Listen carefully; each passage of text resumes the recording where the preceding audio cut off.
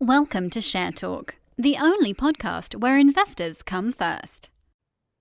Hi, this is Zak Mir with the Bulletin Board Heroes here on Share Talk for Wednesday, the 15th of July.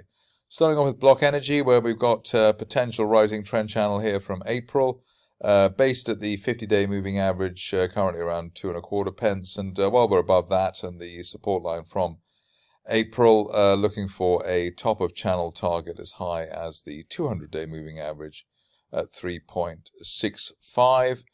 Time frame on that hopefully as soon as the end of next month, and really hoping and looking for the stock to close above the 20-day moving average and that line of resistance from June, just around the 2.3 pence level, just to give us confidence that the stock is finally on its way after that extended basing. One of the sort of quieter rises of the recent past has been Empire Metals. We had that flurry earlier in the week up towards 4.5 pence.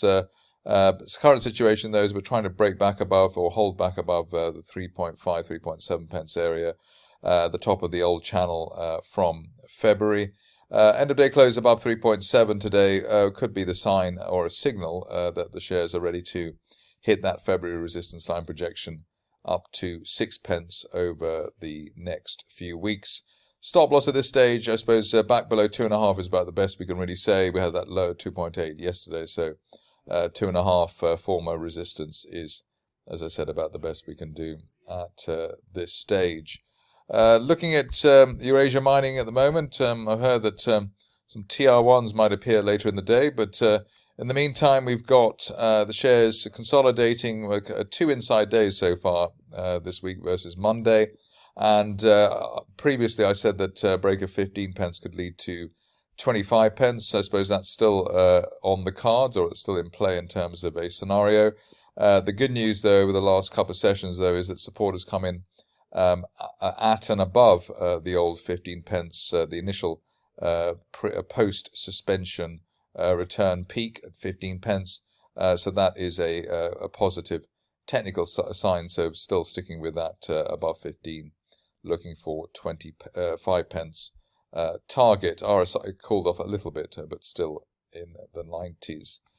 Going on to a gold play, which has done rather well of late. Golden Prospect looks like we're going to hit the previous target at the top of a late 2019 trend channel at 13 pence any day now. End of day close above that resistance line from August last year at 13 pence could be enough to give Golden Prospect a new leg to the upside, and for it to hit that trend line there rather from last summer, currently pointing at a target as high as 22 pence.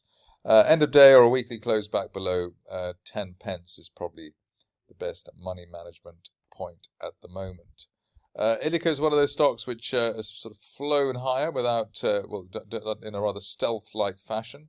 Current situation is that we're pushing into new higher territory at a rate of knots. The top of the rising trend channel from November currently pointing as high as £1.25, and that's the target that we expect as soon as the end of the next month, especially while we hold above the 70 pence level. Stop loss back below the 70 pence zone would probably do the trick over the near term. Mobile Streams, a stock which seems to have a lot of following on Twitter and elsewhere. Still it's stuck at the bottom of this rising trend channel from April, around the 200-day moving average area, 0.22 pence. While we are building in that area, one would say that the stock is in potential recovery mode, although probably the easiest thing here now is to wait for an end-of-day close above the 50-day moving average. That's currently drifting off at 0.28 pence, so end-of-day close above that would then hopefully give us the eventual target here as high as 0.6 while we hold above 0.2 pence. If you're ultra cautious, you'd wait on a break of the initial July resistance at 0.33 pence on an end-of-day close basis before potentially pressing the buy button. As I said, opportunities or new opportunities today, rather surprisingly thin on the ground. Here we've got OPG Power Ventures, which probably on another day wouldn't have made the grade, but We've broken the top of this falling wedge at 11p today. Sorry, at 10.1p today. And at least while we hold above the 10 pence area, looking for a March resistance line projection target as high as 15 pence over the next month or 6 weeks. Let's see if that happens. There was a sort of volume spike a few days ago, so maybe that was the sign of people getting into the stock. Another stock which might not have made the grade if it had not been such a quiet day is Stobart Group. Here you can see that the share's just nudging the top of that falling wedge at 32 pence from May, potentially suggesting that we're going to have a push to the upside. Looking for, I suppose, in terms of the target, up towards the top of a broadening April triangle at 77 pence, which looks like pie in the sky at the moment, but that's the way we are. And end of day close above that resistance line from June and above the wedge at 32 pence plus over the next few days could be the sign that at least initially we head towards the 50-day moving average at 40 pence.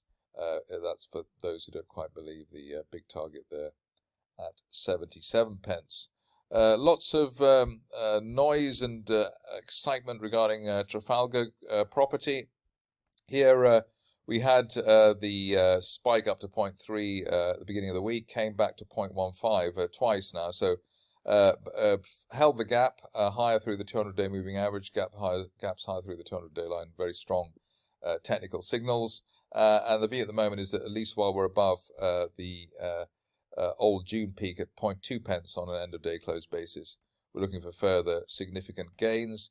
0.35 pence was an old target that I came up with previously, but the big picture target here could be as high as 0.5 pence. And obviously, if you're cautious, maybe you'd wait for the 0.3 pence peak to be broken before pressing the buy button there, but certainly looking constructive while we hold above 0.2 pence.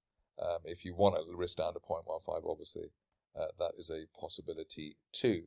One of the most difficult stocks to get a handle on near term is Tomco Energy, which is one of the reasons it's included here on a relatively regular basis. Complete mess in terms of the range between, let's say, 0.5 and a penny for the shares. We're currently right in the middle of that range, but interesting to see today we've got a sort of outside candle, outside bar. Probably the best thing to do here is use the 50-day line at 0.65 pence as an end of day close stop loss as we look for a retest of the 1 pence plus area of the last week. That's it for me today. More updates tomorrow.